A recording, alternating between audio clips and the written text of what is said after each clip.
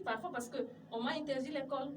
On vous a interdit l'école? On m'a interdit l'école, oui, parce qu'on disait que je ne devais pas partir à l'école.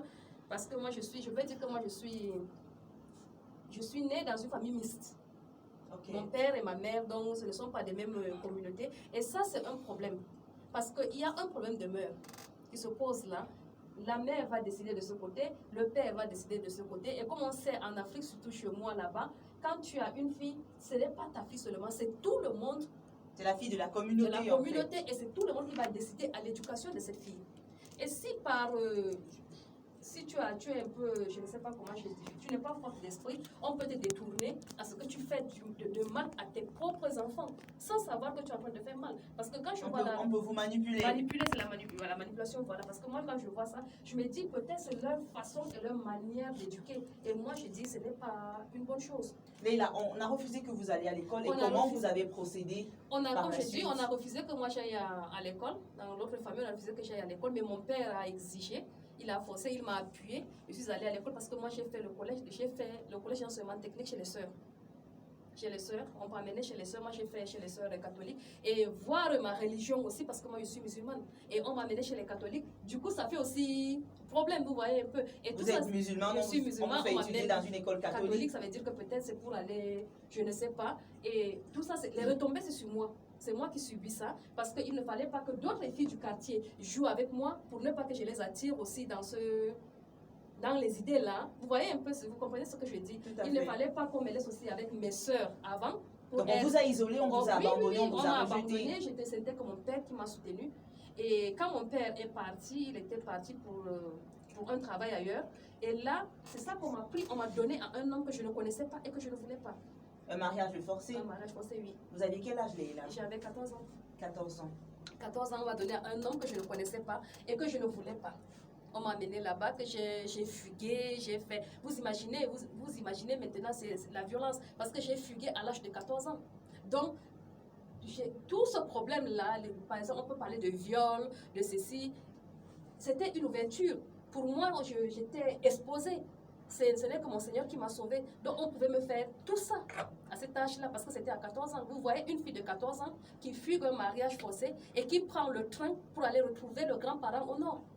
Seule, qui n'a jamais voyagé. Vous voyez, beaucoup de choses auraient pu se passer. Mais bon, Dieu merci, je me suis... je peux dire que Dieu merci, beaucoup de choses auront dû passer vraiment, mais...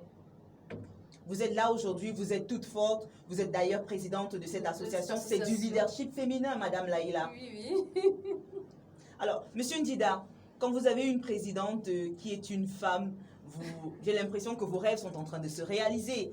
Est-ce que par la suite, il y a d'autres filles, d'autres femmes que vous allez tenir par la main pour dire mettez sur pied une association, une entreprise? Vous parliez de la femme d'affaires tout à l'heure, d'autres femmes d'affaires peut-être à la suite? Exactement, c'est notre souhait. Et dans les objectifs de main solidaire, il y a même l'insertion socio-professionnelle. Voyez-vous, grâce à cette structure-là, on a pu former des jeunes filles qui ont réussi dans les concours et eux, en retour, ont décidé de venir donc aider Main Solidaire. C'est les bénévolats que nous avons au niveau de psychologues, des infirmiers. C'est grâce donc à ce dynamisme-là. Et nous espérons que nous aurons, pourquoi pas, des enseignants. Nous aurons des enseignants qui viendront davantage éduquer. Et nous savons que l'éducation est l'arme redoutable pour le changement. Alors, nous avons donc foi et nous avons une conviction totale. Nous aurons des leaders. Madame Leïla, présidente de l'association Main Solidaire, on va peut-être faire le dernier round-up. Votre dernier mot avant de sortir définitivement de cette émission. On vous passe la parole, madame. Oui, le dernier mot, je veux parler, je veux dire, je remercie d'abord, parce que je n'avais pas remercié au début, mais à la fin, je remercie d'abord nos partenaires, comme il vient de dire, UNICEF, OIM, nos partenaires privés, et nos staffs aussi qui font un bon boulot sur le terrain. Et nous vous remercions aussi de nous avoir... C'est moi qui vous remercie. Merci, oui. Ce sont les auditeurs, les auditrices qui vous remercient. Merci beaucoup. Et comme je dis, je remercie toujours mon père. Je le remercie toujours et je continue toujours à le remercier pour ce qu'il a fait de moi. C'est une bénédiction pour C'est votre une bénédiction vraiment pour ma vie. Et à cause de ça, aujourd'hui, ma petite soeur qui me suit, elle est avocate. Parce qu'elle a décidé, elle a dit que ce que ma soeur a subi, moi, je ne vais pas accepter, je vais vais pas défendre accepter, les je vais droits des défendre, femmes. et voilà pourquoi elle a fait droit. Donc, elle est avocate aujourd'hui. Je remercie tout mon père et je remercie tout le monde. Et comme je dis comme l'autre, comme Djaïli Amadouama l'avait dit, aucune femme ne doit subir l'injustice. Aucune femme ne doit subir la violence.